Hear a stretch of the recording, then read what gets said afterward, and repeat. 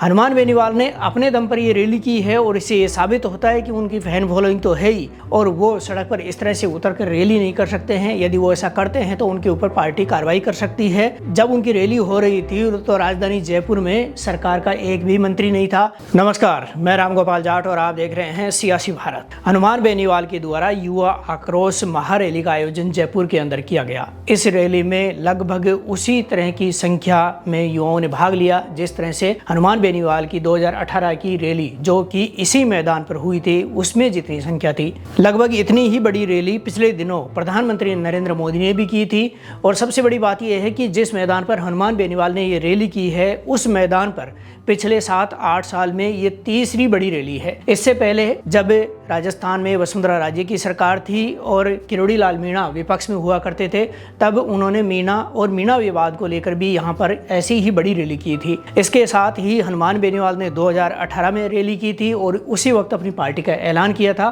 2019 के लोकसभा चुनाव में प्रधानमंत्री नरेंद्र मोदी ने भी यहाँ पर रात को एक बहुत बड़ी विशाल रैली का आयोजन किया था।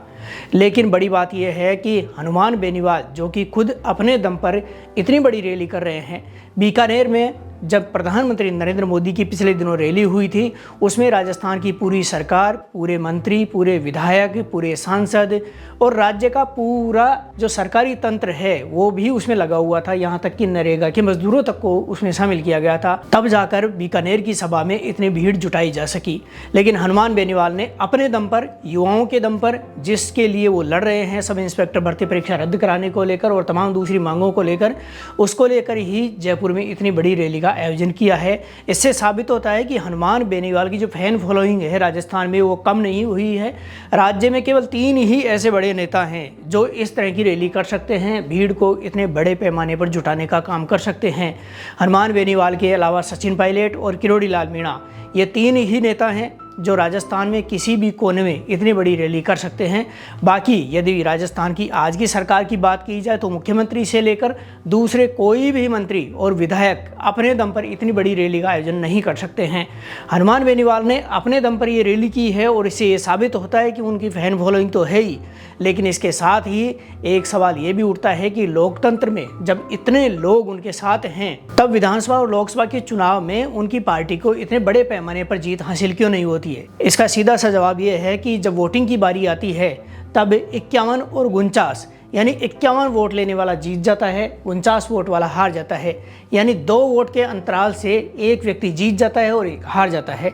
तो ये लोकतंत्र की खूबसूरती भी है और ये कमजोरी भी है, क्योंकि एक तरफ 51 वोट वाला व्यक्ति सत्ता में होता है और दूसरी तरफ 49 वोट लेने वाला व्यक्ति विपक्ष में होता है। और शायद इसीलिए हमारे संविधान निर्माताओं ने ये प्रावधान किया है कि विपक्ष जो है वो मजबूत होना चाहिए और विपक्ष की भूमिका बहुत ही ज़रूरी होती है। हनुमान बेनीवाल के साथ ये है कि बहुत सारे लोग उनके साथ हैं, लेकिन जब चुनाव में बारी आती है, जीतने की बारी आती है तो उनके जो उम्मीदवार हैं वो पिछड़ जाते हैं। हालांकि इतना पीछे भी नहीं होते हैं। 2023 का चुनाव लीजिए या 2018 का चुनाव लीजिए, कई जगह ऐसी हैं जहां पर हनुमान बेनीवाल की पार्टी दूसरे नंबर पर रही है। बीजेपी और कांग्रेस के जो नेता हैं वो तीसरे नंबर पर रहे हैं। अब इस रैली की बात की जाए तो उन्होंने सब इंस्पेक्टर भर्ती परीक्षा रद्द कराने को लेकर की है और युवाओं के तमाम जो मुद्दे हैं, चाहे बीजेपी के द्वारा 2023 से पहले यानी विधानसभा चुनाव से पहले ये कहा गया, आरोप लगाए गए अशोक गहलोत की सरकार के ऊपर कि उन्होंने 17 तरह की भर्ती परीक्षाओं के पेपर लीक किए थे,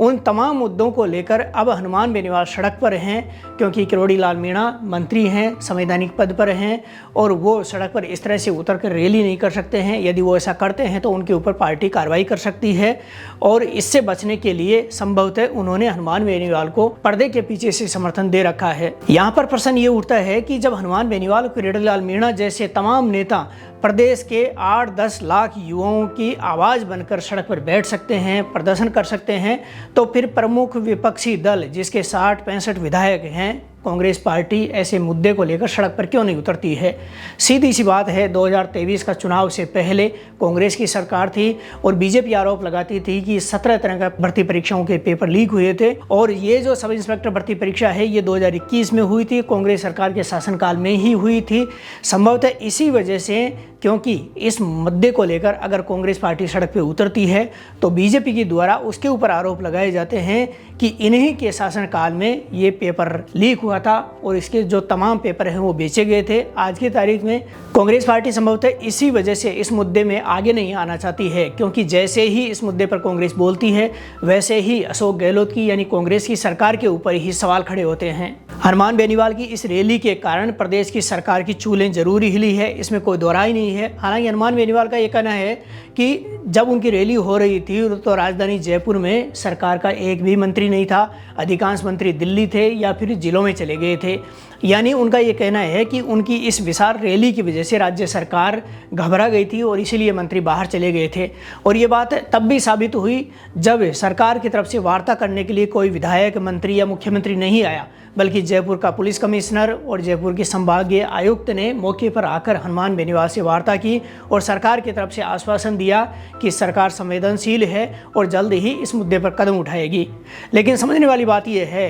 कि जब एसओजी के द्वारा 50 से ज़्यादा ट्रेनिंग इंस्पेक्टर पकड़े जा चुके हैं, डीजीपी के द्वारा इसको लेकर सरकार को अनुशंसा की जा चुकी है, राजस्थान सरकार के द्वारा बनाई गई कैबिनेट सब कमेटी के द्वारा भी मुख्यमंत्री को अनुशंसा की जा चुकी है, सुप्रीम कोर्ट के जो डायरेक्शन है उसको लेकर भी विधिक राय ली जा चुकी है, लेकिन इसके बावजूद भी इस भर्ती परीक्षा को रद्द क्यों नहीं किया जा रहा है। ऐसे में सवाल ये उठता है कि जब हनुमान बेनीवाल की रैली में जयपुर के कमिश्नर बीजू जोसफ और संभागीय आयुक्त मौके पर वार्ता करने पहुंचे और उन्होंने कहा कि सरकार संवेदनशील है और इस मुद्दे पर आगे बढ़ेगी, तो क्या यह समझा जाना चाहिए कि हनुमान बेनीवाल की इस विशाल रैली की वजह से राज्य सरकार दबाव में है, प्रेशर में है, या फिर एक बार फिर से सरकार उसी तरह से हाईकोर्ट के फैसले का इंतजार करेगी, क्योंकि पूरा मामला जो है हाईकोर्ट में है और सरकार चाहती है कि ये कोर्ट के माध्यम से ही हो, क्योंकि जैसे ही सरकार फैसला करेगी वैसे ही जो चयनित हैं वो कोर्ट में चले जाएंगे और सरकार फैसला नहीं कर रही है, इसलिए जो 8 लाख जो लोग इसमें शामिल हुए थे वो प्रदर्शन कर रहे हैं। एक सवाल हनुमान बेनीवाल को लेकर भी उठ रहा है कि उन्होंने पिछले तकरीबन 20-25 दिन से धरना दे रखा था जयपुर में और विशाल रैली कर ली है। इसके बाद क्योंकि सरकार ने अभी तक भर्ती परीक्षा रद्द नहीं की है और उन्होंने खुद ने कहा है कि जब तक भर्ती परीक्षा रद्द नहीं होगी तब तक आंदोलन खत्म नहीं होगा, तो सवाल ये उठता है कि क्या हनुमान बेनीवाल अपना धरना अनवरत जारी रखेंगे या फिर वो धरना खत्म करेंगे, प्रदेश भर के दूसरे जिलों में जाकर वहाँ पर छोटे छोटे आंदोलन करेंगे, छोटी छोटी रैलियाँ करेंगे, या सरकार के साथ वार्ता करेंगे, या फिर वो खुद भी राजस्थान हाईकोर्ट के फैसले का इंतजार करेंगे।